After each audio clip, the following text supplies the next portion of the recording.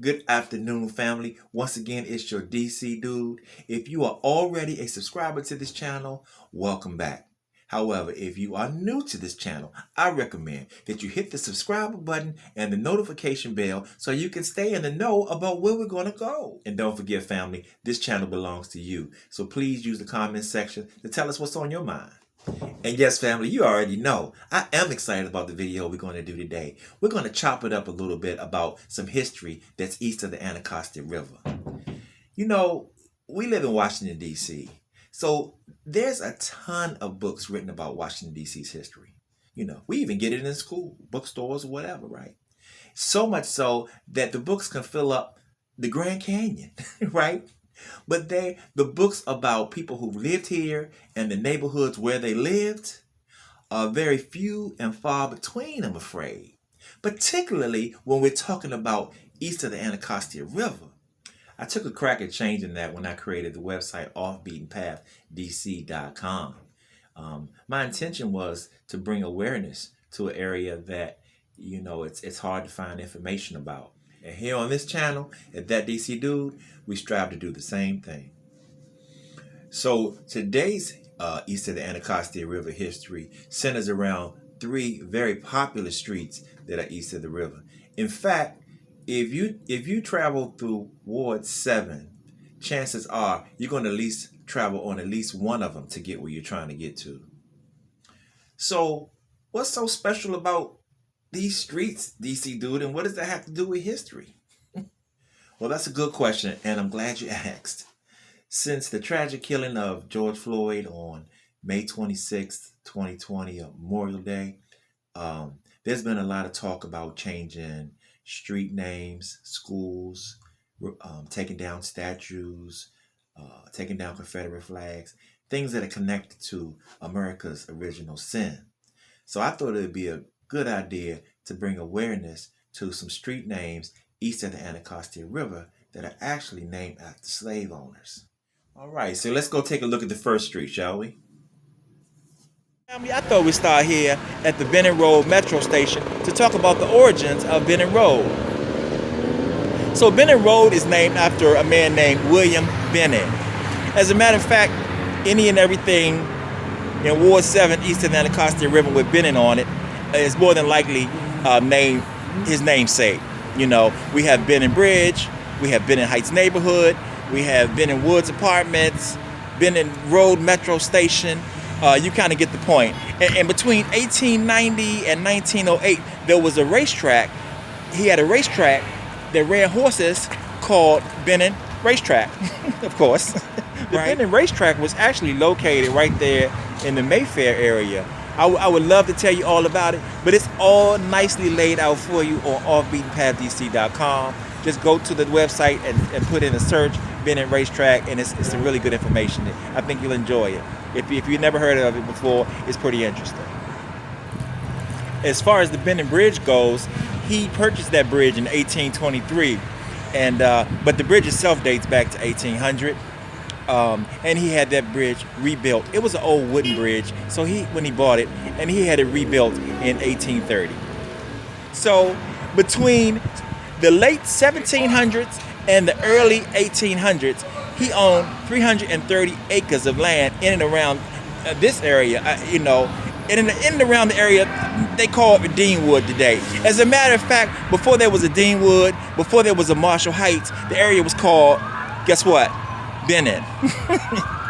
Okay, family, so now we're here at 50th and Hayes Street Northeast.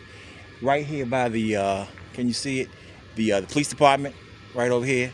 There used to be Merritt School back in the day. I had some friends that went to Merritt when I used to live in this area.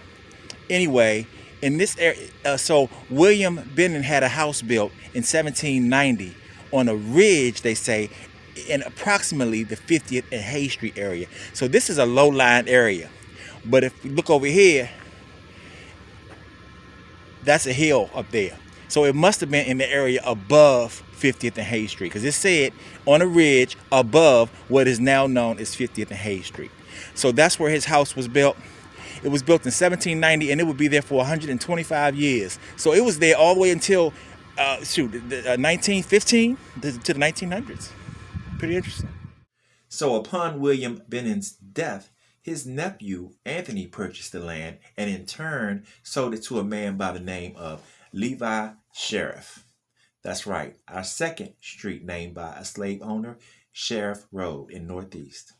So Levi Sheriff was also a slave owner who amassed 524 acres. So it grew from the original 330 acres that William Bennon um, owned. So Levi Sheriff raised hogs, cattle, fields of corn, fruit orchards, rye, hay, vegetables, and then the mainstay, tobacco. So he owned 19 slaves, and although most of their names are unknown, the sheriff family records gave some insight into their lives.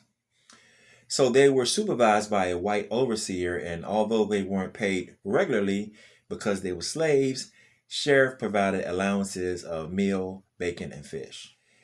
He also gave cash money to each hand at the end of harvesting. So these enslaved individuals were given their own living quarters on the sheriff farm that was distant from each other and distant from the main house.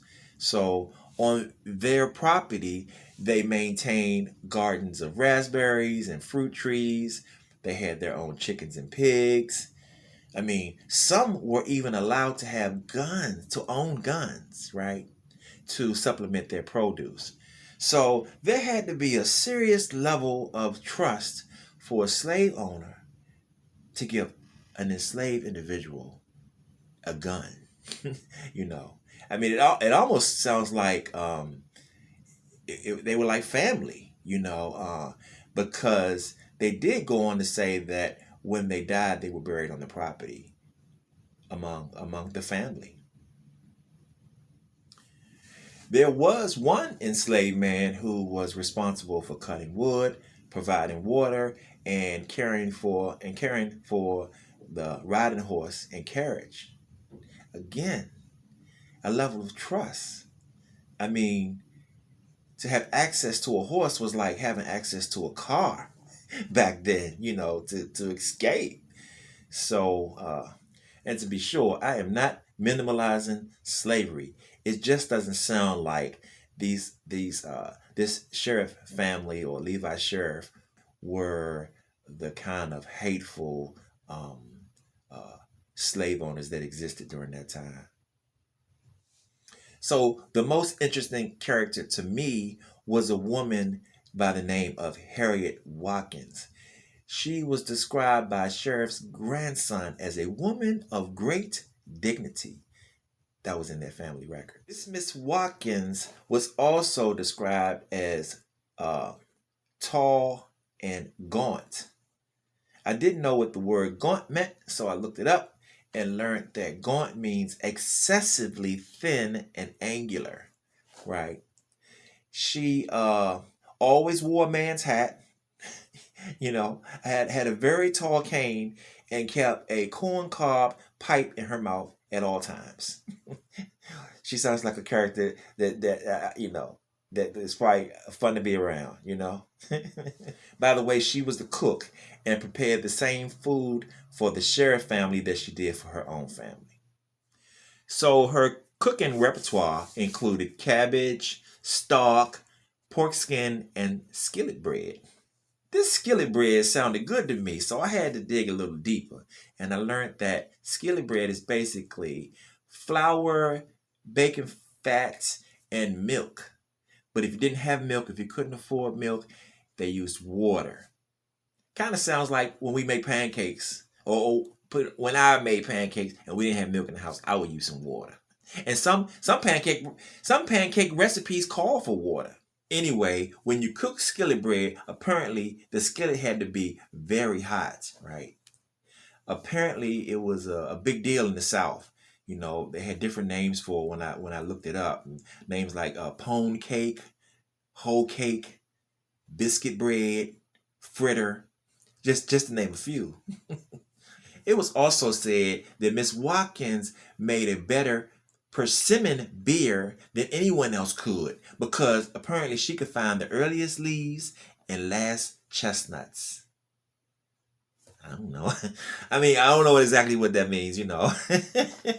I don't know what that means. I mean, if you know what it means, if you know what persimmon beer is, because I really couldn't find persimmon beer when I did my research. But if you know what persimmon beer is, I'm sure there's somebody out there that does. Leave it in the comments and share it with everybody. Because Miss Watkins made the best. She made the best. So Miss Watkins was freed. Well, first of all, let me say that Miss Watkins must have been a heck of a character. I mean, a heck of a woman, because no other slave name was mentioned, and there was just so much information written about her. So anyway, she was freed in 1862 by the Compensation Emancipation Act, right? And that's different than the Emancipation Proclamation, which came the next year in 1863. Around the rest of the country. And what made it different was, first of all, it was just in D.C., and second of all was the hit. So each slave owner was actually compensated for freeing their slave. $300 for each slave that became a free person, right? So that might sound like chicken scratch, $300. But if you consider what $300 was worth in 1862, what it would be worth today is $7,812.30, right? So $7,812 for each slave. And by the way, Sheriff had 19 of them, 19 slaves. So doing the math in my head, I mean, that's at least 15, well, let me see. What, $150,000 today's money? Am I doing that right? A lot of money, right?